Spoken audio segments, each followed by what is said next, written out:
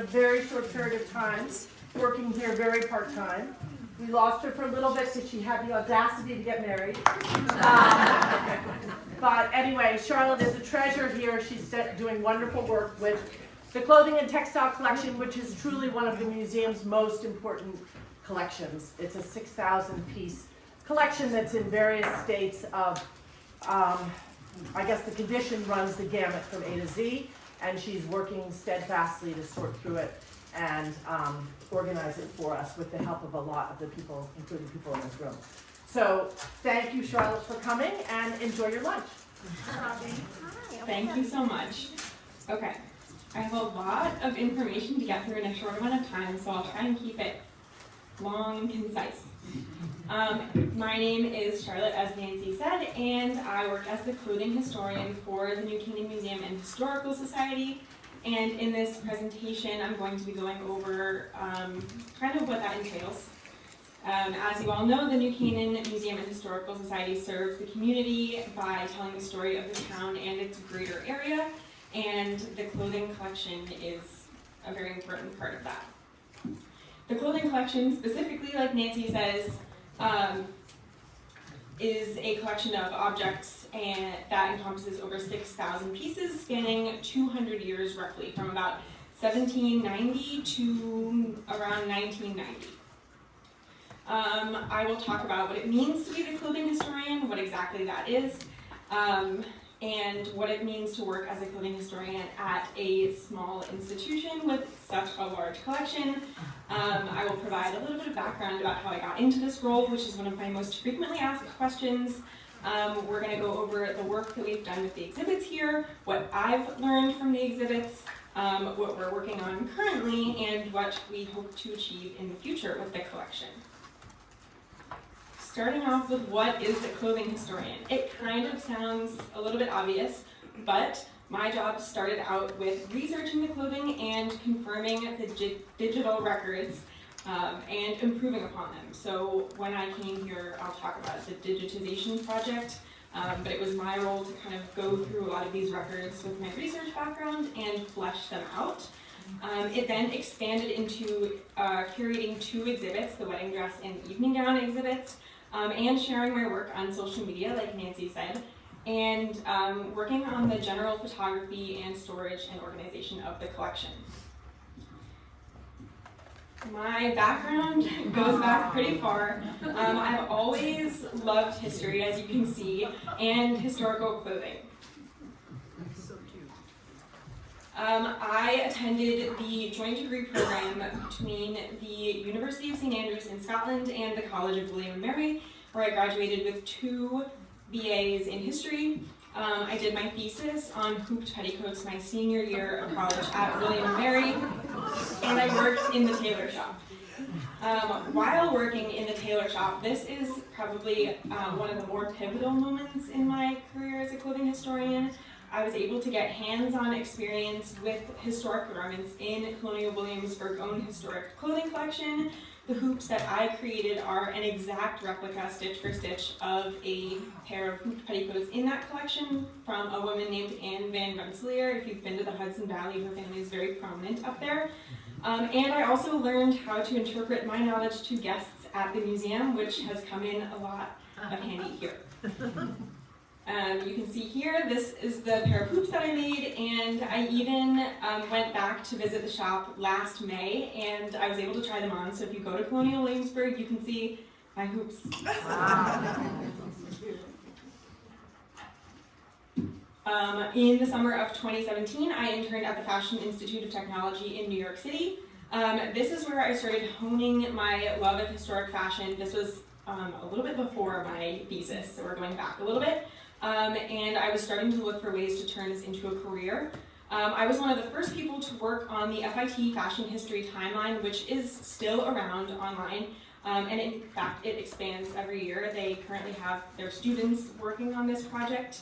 It's the most comprehensive hub of research and information concerning fashion history from the ancient period to the modern times, so I highly recommend checking it out. So that's sort of where I got my research background. Bringing it all to the museum. So, how have I been able to translate all this knowledge? When I started, the museum had been, at this point, I think a year or two into the digitization project, where they were bringing the records into the 21st century. So they were not only preserving the collection, but the handwritten records of the clothing, as you can see here, which are mess. So we're currently still digitizing everything and taking photos and trying to figure out, how accurate these records are to provide more accessibility, making it easier for researchers in the future to search the collection. So this is a huge project. It also gives us kind of a more comprehensive overview and understanding of what we actually have upstairs. The process of photographing the collection came about when I realized that we could use these garments for marketing.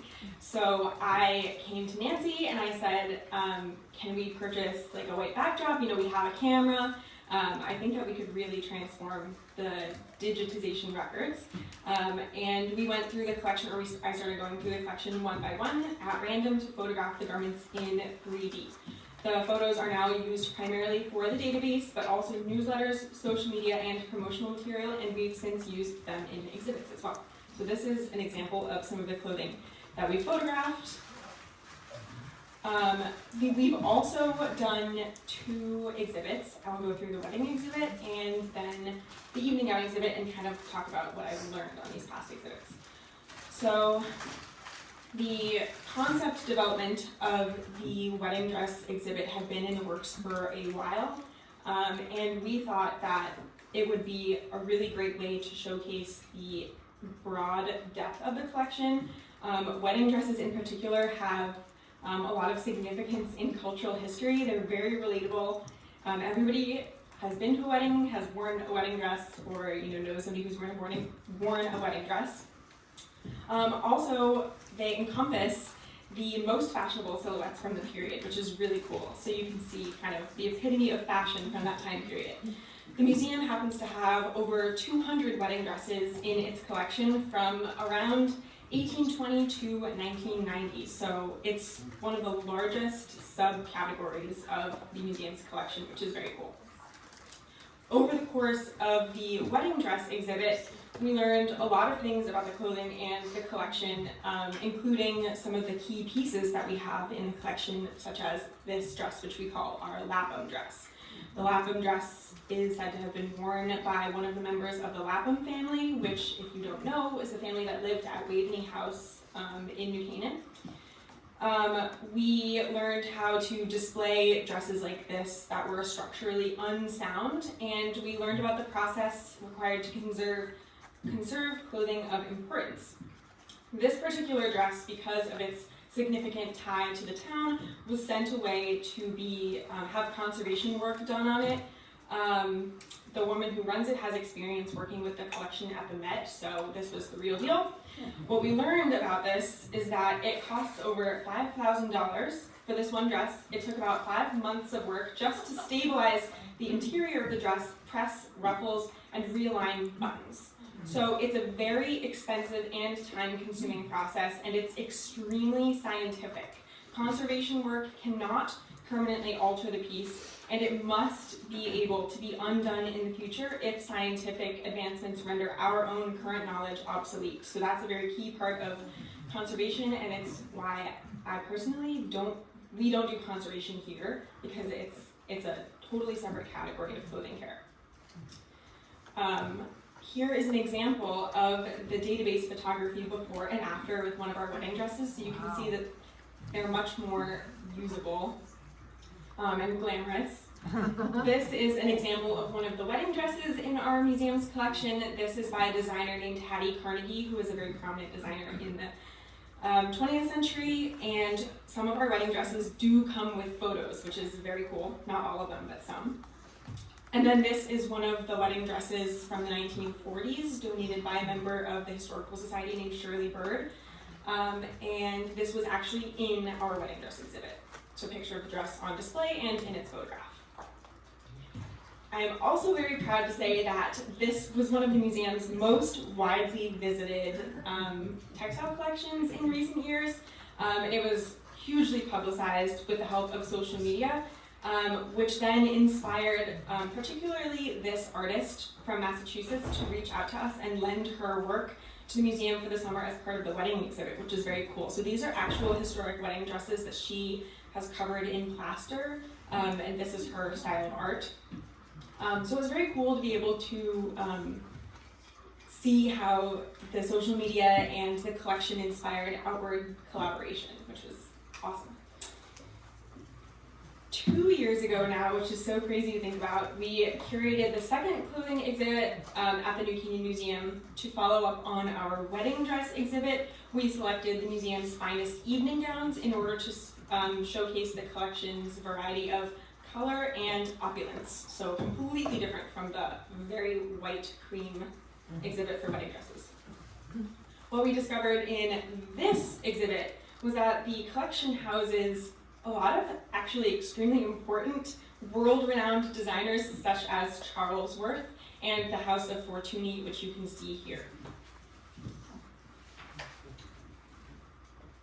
Side note, not in my notes, we've also since discovered Schiaparelli and Dior and Oscar de la Renta. So there's some pretty cool stuff in the collection. Here's a glimpse of the Fortuny dresses. If you don't know, the House of Fortuny still exists to this day, and they still do create dresses like this. We also looked at the difficulties and challenges that the conservation work brought with the Lapham dress, and for the evening gown exhibit, we uncovered some really beautiful 1920s evening gowns, all of them with structural issues, but they did not have the foresight in the 1920s to think about was that if you put beads on chiffon, it's very fragile, creates a very heavy garment. What we ended up doing, particularly with this gold dress, which is one of our really fancy dresses, is that we decided to lay it flat in a box with a mannequin underneath and a 3D photo, as you see here, over top to showcase what it would look like in real life. In this way, we were able to safely display the garment while talking about structural integrity and conservation practices.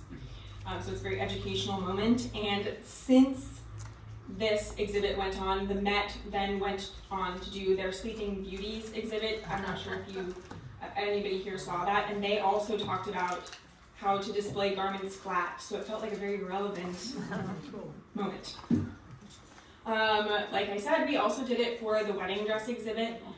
This particular dress, so we talked about the conservation of the Lapham dress, but this is the dress that we actually displayed flat.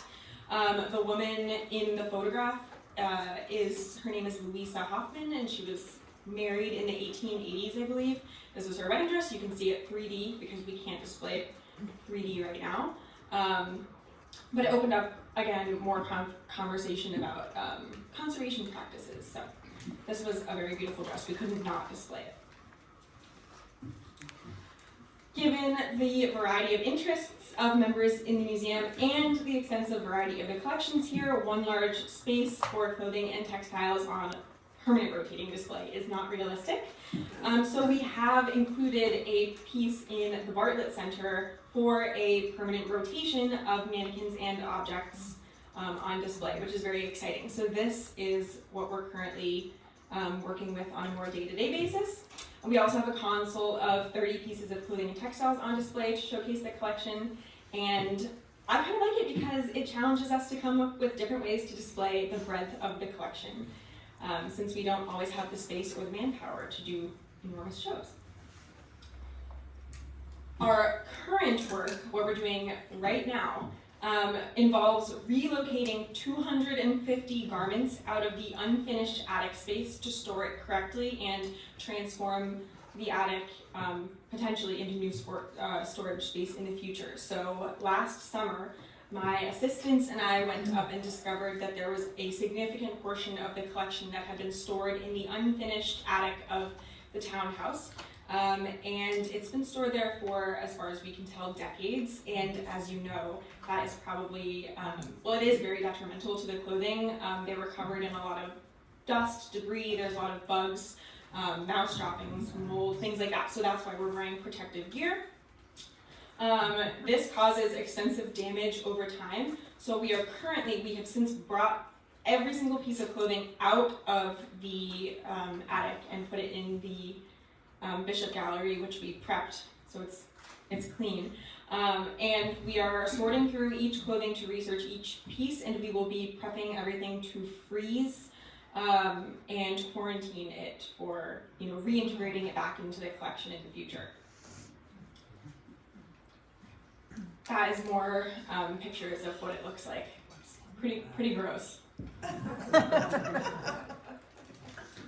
I have had the pleasure over the past few years of hosting researchers, designers, and students to use the pieces of the collection as inspiration for their education and work. And it is my hope that we can expand in the future to provide the collection as a source of research, especially with the digitization process, to allow researchers and students to use the pieces in their journey. I feel like we're particularly close to Manhattan, which is also a big hub for historic clothing research. But because we're a smaller institution than some of the larger museums, hopefully we can provide a more hands-on experience. So that is a hope in the future for us to work towards. And that is it. Thank you so much.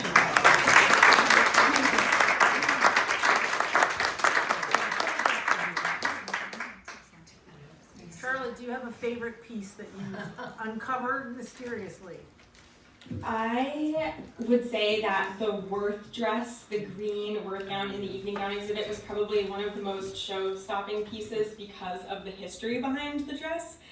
I feel like I say that about every thing that I uncover. This dress actually in particular is another favorite of mine. It's super fragile, but as you can see up close, there's some really spectacular beadwork, embroidery. I'm not sure what this like flower silk ribbon thing is called. It's part of my research, but this dress is exquisite. The whole thing is just so delicate, so that's also one of my favorites.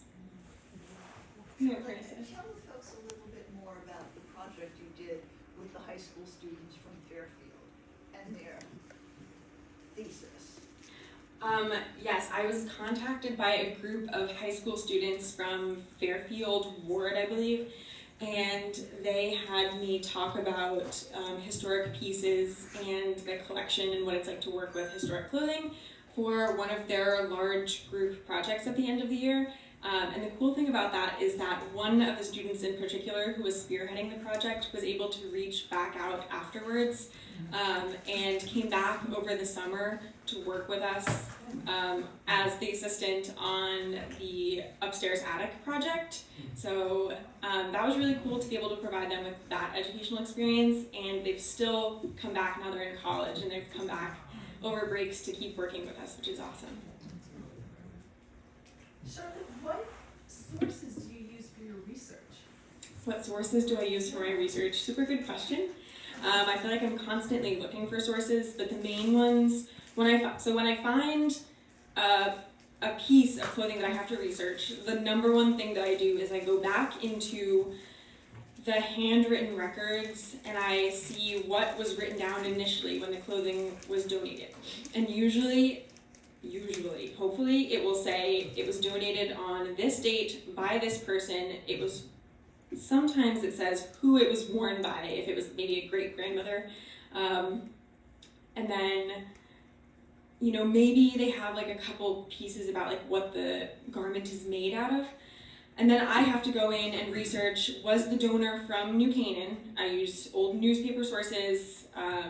If it was donated in the 1950s or 60s, I might be able to find an obituary. Those are super helpful because they have, the family members listed out, and then I have to go into Ancestry and figure out, what are the birth and death dates of potentially the person, if it's a grandparent from the 1900s or 1800s, when they were alive, and does this garment actually line up with the person who they said wore it? I really have to trust the handwritten records a lot, because if you can't trust the records that were donated, then you have nothing to stand on. So part of my research is really trying to figure out, how much of this is accurate and how much more information can I find. The cool thing is that if it was donated a little bit later, sometimes I'm able to actually, I've done some really weird cold calls and cold emails to people saying, hi, I think you or your parent donated this garment. Here's a picture of it. Do you remember anything about it? Or could you tell me, if you don't remember the garment, at least tell me it was supposedly worn by this person. Does that make sense? And they say, oh yeah, I know exactly who you're talking about. So sometimes I get lucky and I'm able to get a little bit more information from donors. So that's super cool. But it's a very convoluted process.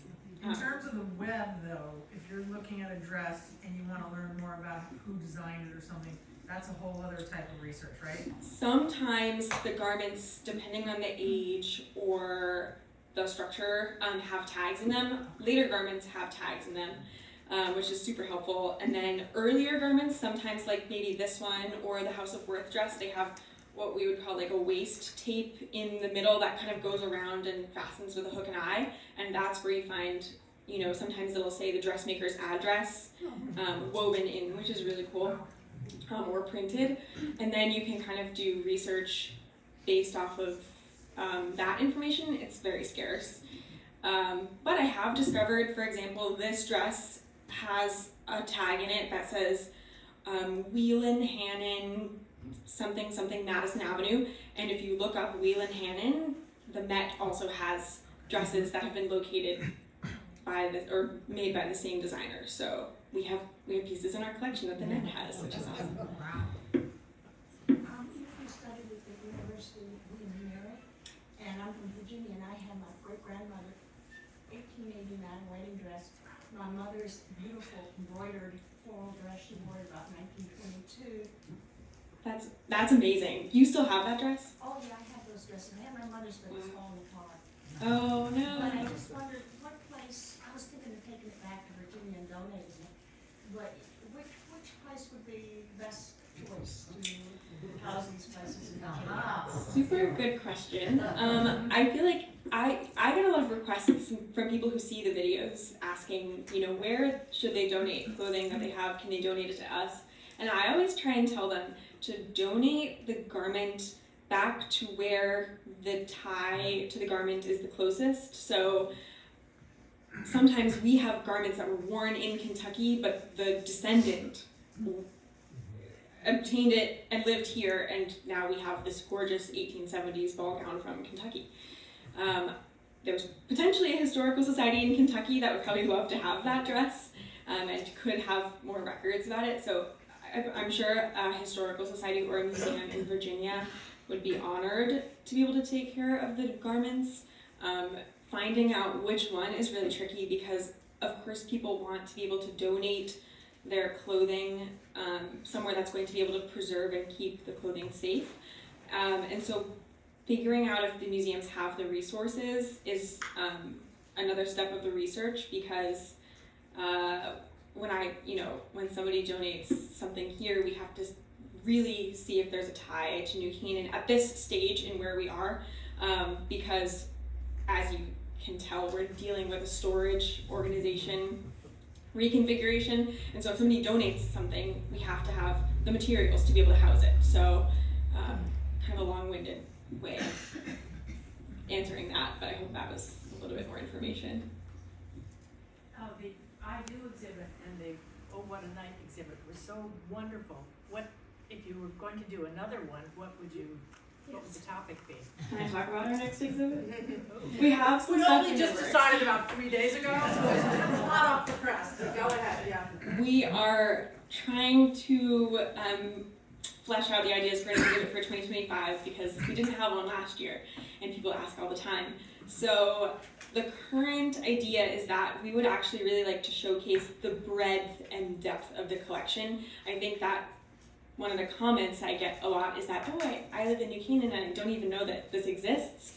And putting on an exhibit like the wedding dress and the evening gown exhibit can take anywhere up to like 6 months of really meticulous planning and photographing and research.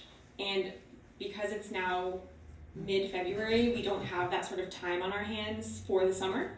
So we're hoping that showcasing the breadth of the collection, where we can showcase a lot of really amazing objects and say, here's a wedding dress, we have 200 of these. Here's a really amazing pair of shoes, we have 600 of these. Here's a pair of white gloves. We have 2,000. That way people can see clothing that we have in the collection, really get a sense of scale without having to do a lot of the photography and research.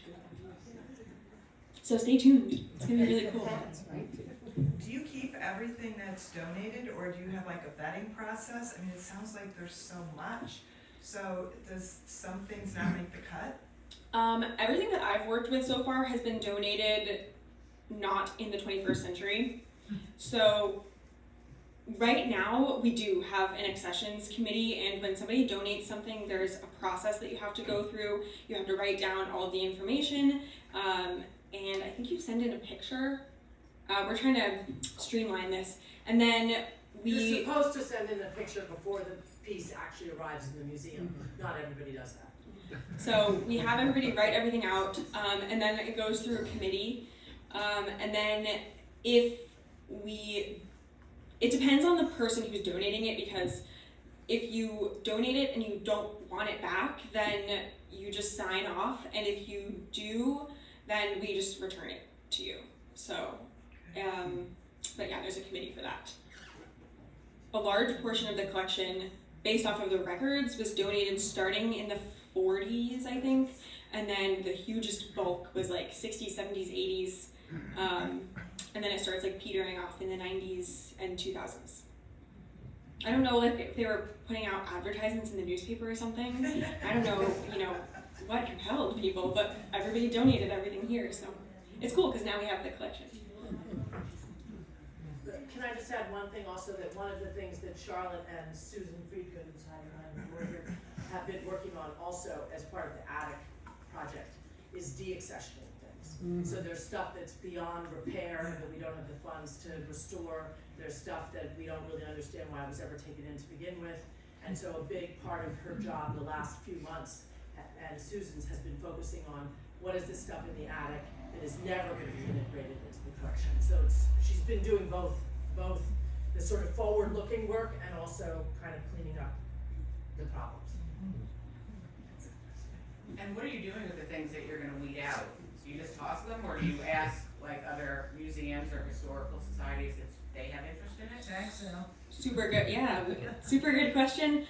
So de-accessioning is actually a super regimented process among museums and institutions. You have to, there are very clear rules on what you can and cannot de-accession. So we can't de-accession, for example, the Worth dress, because I know for a fact that would probably go for a lot of money. So the purpose of de-accessioning is to clear out and alleviate pressure on the current collection that you would need to keep for the continual maintenance and upkeep.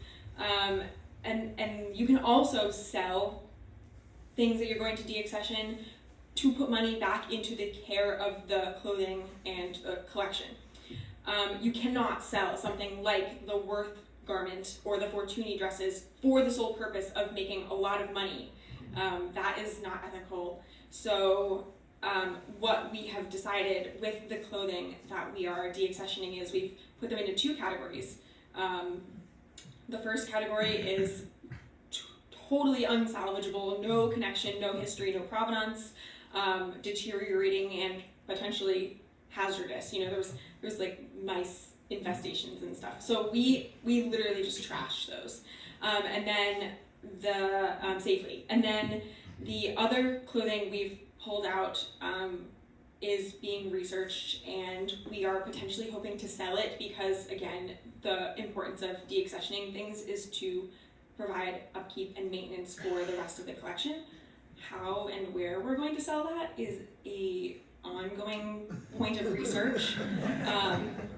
There are auction houses that take these types of things, or tag sales, or eBay. It's a lot of work on our end to be able to sell these things. So it's an ongoing process. If you have things at home that you know are valuable and you're no longer using, what's the best environment to store them in? Like, I have 5 wedding gowns from all these different generations in my family, and You're talking about my census stations, and I'm thinking, of, oh my God, they're on the shelf, and the one's on the shelf in the garage, for instance.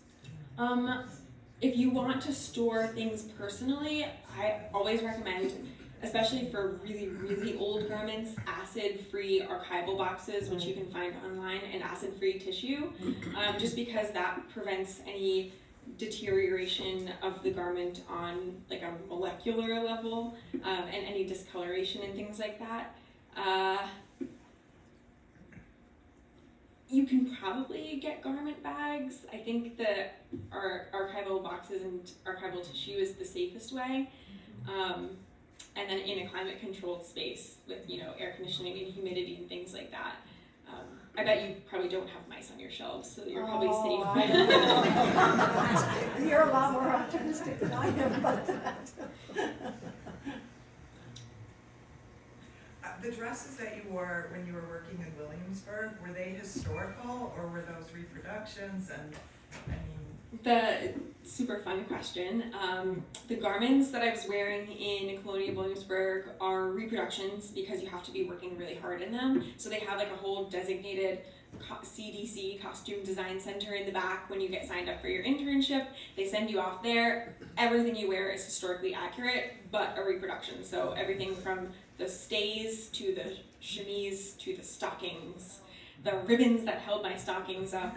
And then while I was working in the tailor shop, some of my activities included making a pocket or making a pin cushion, things that I could wear and use that would just get me up to speed on the sewing process. But everything that they have is a reproduction. It's tricky when you're talking about wearing historical clothing because once it's been donated to a museum, it's not considered ethical by institutional standards to wear the garments, which is a stark contrast from apparently the 1970s when we have newspaper articles of the New Canaan Museum doing fashion shows. And I just think that's an interesting thing to point out because the standards have changed and it's kind of a fun fact, but the clothing is really gross. It's very fragile. You probably, when you're wearing it, you're not using the shapewear that the garment was specifically designed to cover. So you're putting strain on seams that otherwise wouldn't really see strain. If anybody remembers the Kim Kardashian, Marilyn Monroe discussion. So if you see, I think you also have to remember that some people buy these old antique garments online and keep them in their personal care, and if you own it, you can technically do what every people and historians, take them apart for research and recreation purposes, which I think is really cool because then we have the ability to recreate these garments for wear in our present day. So it just depends on, who owns the garment and where it's from and what the intended purpose is. But the clothing at CW is recreations. Question, in this day and age, and especially in towns around here where 3 R's are being taught so much and college prep such a pressure, is anyone learning sewing in school? Is it something you can get kids starting something, a project, a camp thing, or is it more a community? Is there anyone around here doing anything like this? That's a good question. I'm not sure what the 3 R's are. Maybe. I'm reading right now. Oh, yes, of course. All right, clearly I've been out of school for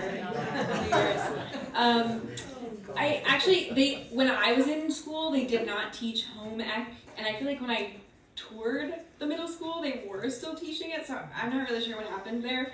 But I personally feel like there's been a revival in the fiber arts, and maybe it's just what I'm being fed on social media because I pump out a lot of historic clothing content that I'm being fed a lot, but I really think that there's a lot of people now who are taking an interest in things like knitting, crocheting, embroidery, needlepoint, sewing. There are definitely places around here that you can go to learn that sort of thing. I don't know, it could be cool to do like a 2-day summer camp for somebody who's interested. We had somebody do a demonstration recently on a spinning wheel, which is cool because the museum has functional historic spinning wheels and we have a functional historic loom. So there's just all sorts of cool things to inspire around here. I don't know I don't have the capacity to teach a sewing class, but I would definitely join one. I've noticed that the dresses and the shoes and everything that we have in our collection the people were much smaller way back when. What's the largest size that you've encountered? I mean, some things are probably not size, but. So Whitney asked about the sizes in the clothing collection because when you look at the displays, they appear to be very small. I actually would say that the collection that we have upstairs has a wide variety of sizes. There are some particularly small garments, but there are actually some dresses that are made for people much, much taller than me. I'm thinking of a wedding dress from like 1903. She was like Amazonian, she was so tall. And then there's also the wedding dress. Here you can see that she's a little bit fuller figured. The reason that you see garments that are so small is because diet could have played into that, but more often than not, smaller garments are the ones that survive because less people can rewear them or rework them. And also, it depends on the type of mannequin that the museum has at their disposal to display garments. So we can't display, or we couldn't up until recently, display some of our larger sizes because they just wouldn't fit on the mannequin, and then we were able to get adjustable mannequins, and now we can display a wider variety of sizes, which I think is important. There's one up now on display that's a little bit larger. Yes, there is one on display right now that we did have to pad the mannequin out. If you look at behind the scenes videos that we have or pictures of us padding the mannequins out, you can see that it's a really fun process, but it requires, a lot of extra work. So they exist for sure. Men's clothing. You haven't mentioned it, and I know your most popular is the wedding dress, and I know the most popular video is 6 million views of a Victorian dress, but do you just not have any in the collection, or is it just not of particular interest to your audience? Oh my gosh, you're gonna have to come to our upcoming exhibit. The museum's collection has everything from women's wear, men's wear, children's wear, accessories, sports equipment, undergarments, things like that. I will say that the men's clothing the mannequins that we have are very difficult to work with for men's, which is one of the reasons that we don't photograph them as much, but we do have them. And also personally, I am not as knowledgeable in men's clothing, and the women's clothing is just such a huge portion of the collection that we felt like we needed to get started with that. Also, when we do the exhibits, evening gowns and wedding gowns, that sort of expedites the research process. So we automatically get, 100 pictures and research items at once of these women's clothing. But we do have a men's collection, we just haven't worked on it as much, which is a personal short sight. So I take There's also responsibility. a lot of military uniforms. You do have Tons of military uniforms, and accessories and things like that, which is cool because military uniforms are relatively straightforward to research, which is always exciting because there's lots of information on the events that they were surrounded by. So we do have men's clothing. With next year being the 250th anniversary of the signing of the Declaration of Independence, do you have any clothes from that time frame that you might be able to display at that next year? Off the top of my head, we have one dress from roughly 1790, and we have one men's coat from also around the late 18th century. So the collection sort of does peter out that early, but we could display them. We probably should come up with something fun for the anniversary. Whitney's all over this. Mostly sleep. So we'll definitely be giving that some thought for sure. Thank you. Do you write all the description in the weekly newsletter? of the dresses or whatever you're designing? Yes, the newsletter does have a clothing and textile of the week, and the description that you see under that is the research that me and my assistants and my team have done over the past few years. Since starting here, actually, I don't know if I mentioned this in my presentation, but we've been able to photograph, I think, a little over 200 garments in 3D on mannequins, which is really exciting. So we're slowly but surely making our way through the glamorous photos. But yes, they come with the write-ups in the newsletter. Strange question, gentlemen, reminded me, when was it that men wore corsets also, and suddenly this waist thing, I just don't remember when. I think the brief fad for men's shapewear was mid-18th century. I feel like, I'm gonna totally butcher this.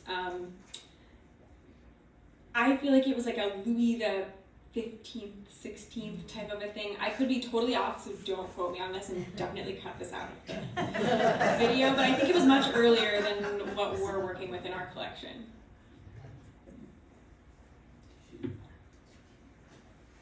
Hi, so how do you determine the fabric? How do I determine the fabric? It's a good question. Most of the stuff before roughly 1930, 40, around World War II, is going to be made out of your basic fibers like silk, cotton, linen.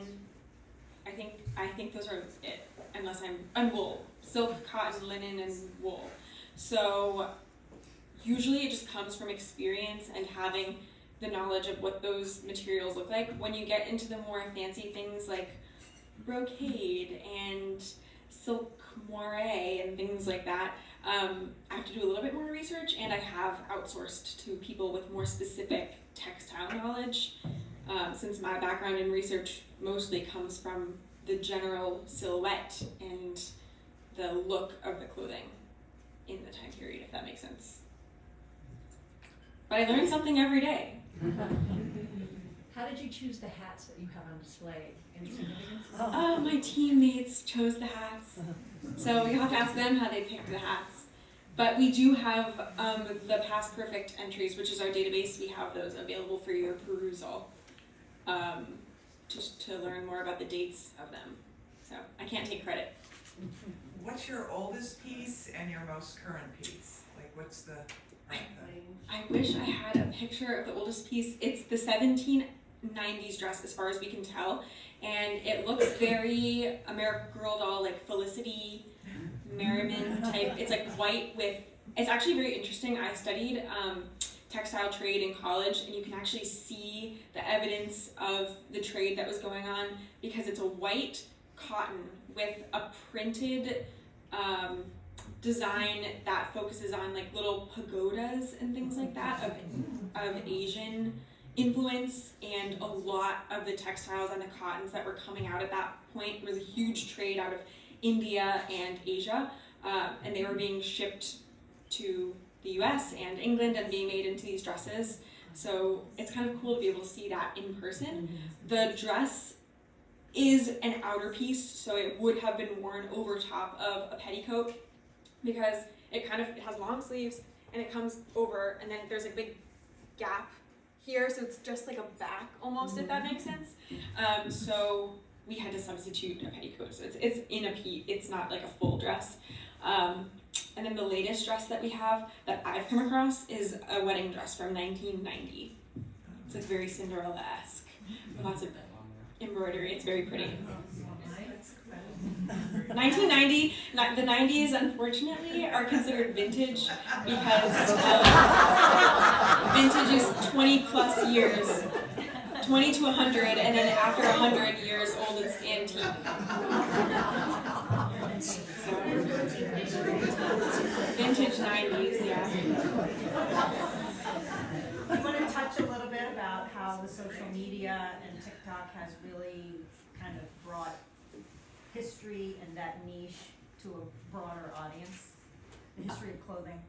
So I started posting on social media when I started taking the photographs of the dresses, because I wanted to be able to show my family sort of what was going on behind the scenes. And apparently there's a very high interest out in the world for that sort of thing because it totally blew up, and people in fact have a burning desire to see historical pieces, especially from a collection that's not very well known. I've gotten people requesting more information because they've already seen the dresses at the Met or the V&A. So this is why I feel like we're really sitting on something very special. We have unseen garments. But yeah, it's just been fascinating to me to realize that there is a very large community out there of people who are interested in historical clothing and historical research, and it kind of lends a little bit of validity to the subject, because I think people think of clothing as a very frivolous endeavor when in fact it's actually probably one of the most important pieces of history that you can look at. It's a very visual history, but it's also something that touches every single person throughout time and space, regardless of your socioeconomic background, geographical location, interests. You know, every single person has to wear clothing, no matter what. And so it's a very unifying subject that everybody can relate to, and it can get very political, it can get very economic. So there's a lot of like actually very interesting ways that you can look at clothing history, and I'm trying to bring awareness through the social media to students and younger people that don't know or realize that it's an interest that you can pursue beyond, you know, just like YouTube videos and watching like historical dramas. Like there's actual need and interest in researching clothing from the past. So social media has been a really cool way to provide that outreach and see the response in return. Charlotte, tell them how far people came from to see the I Do. People came from really far away. So the first exhibit that really took off on social media was the wedding dress exhibit. And we had people coming from California, North Carolina. We had one group of girls do a road trip for one of their like little bachelorette weekends, and they went from they picked up from North Carolina to DC to Brooklyn, and then they came all the way up here, and they were just like so thrilled.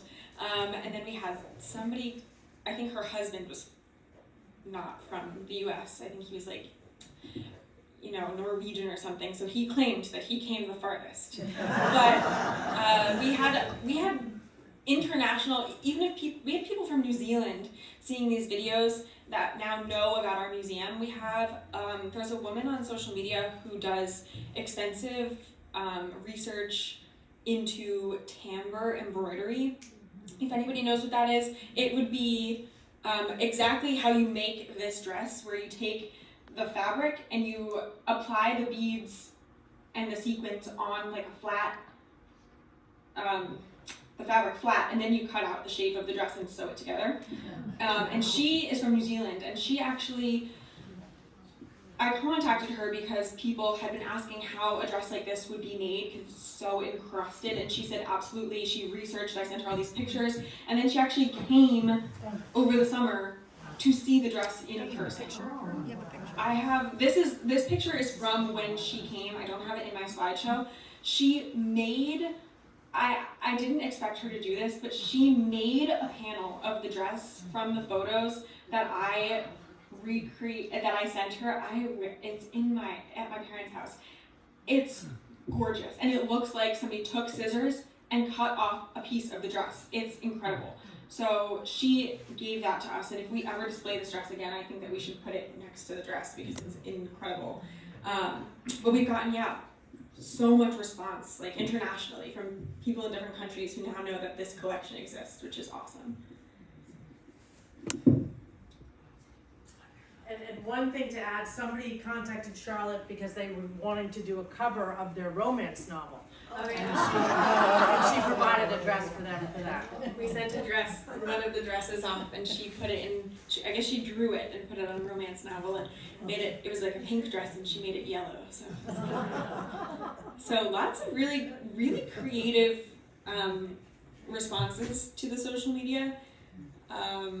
I've had people contact me and say, wow, I've never seen an element of a dress from that period that looks like that. I would like to use that in recreation for my own historical costuming endeavors. I think the Worth dress has a triple tiered bustle, as you can see, and I had a prominent costume recreation woman reach out and say that she's never seen anything like that. She wanted to recreate it. It like cured her sewer's block or whatever. So that was cool. And my intern, the one who came from Fairfield Board, was so inspired by some of the pieces that they came across in the collection that they have been working on recreating a couple of the dresses, which is really cool. Where is the largest collection in this state? Hartford, I believe. Not New Haven, the Hartford Historical Society, I think. Well, Mike, if you keep donating, we may survive. That's Charlotte, she has a question. Yes, did you have a question?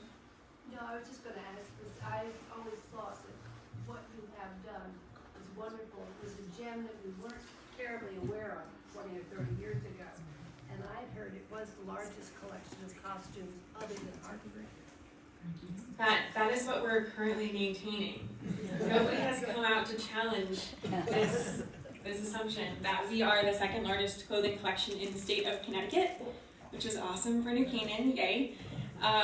And the reason that I personally feel comfortable saying that is because now that we've done the digitization process, we have hard numbers on how much we actually have up there. We have quantifiable evidence of how large our collection is. So it's quite amazing to behold, and hopefully with this upcoming exhibit, we'll be able to share that with the rest of you guys. Do you mean the Wadsworth Athenaeum exhibit? Maybe No, Nancy it's the can correct. Connecticut, it's the Hartford no, it's not the Hartford Historical Society, it's the Connecticut Historical Society, which is located in Hartford. Wadsworth Athenaeum is different.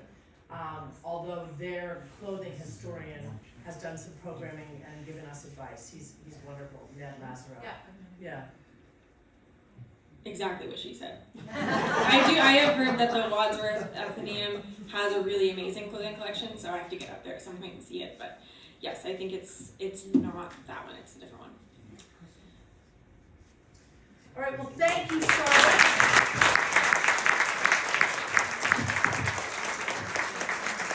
Just a couple things before everybody departs, and I'm sure Charlotte will stay and answer anybody's questions. But we would be remiss without thanking Susan Freegood, who has actually inputted all 6,000 things into the house. It takes a village. Anyway, I just want to let you know we have 2 upcoming programs. On Friday the 28th, Jake Gorst, who's a filmmaker, is presenting American Looks. This is a remastered version of a 1959 film about design in America, and it ends with how the Chevy Impala was designed. It's a really interesting, it's half an hour, and then Jake will be here to answer questions if anyone's interested in that. And then our next Lunch and Learn on March 18th is with the art collector Tom Davies, who's going to talk about the Cos Cob and Silvermine art colonies. So thank you, Charlotte.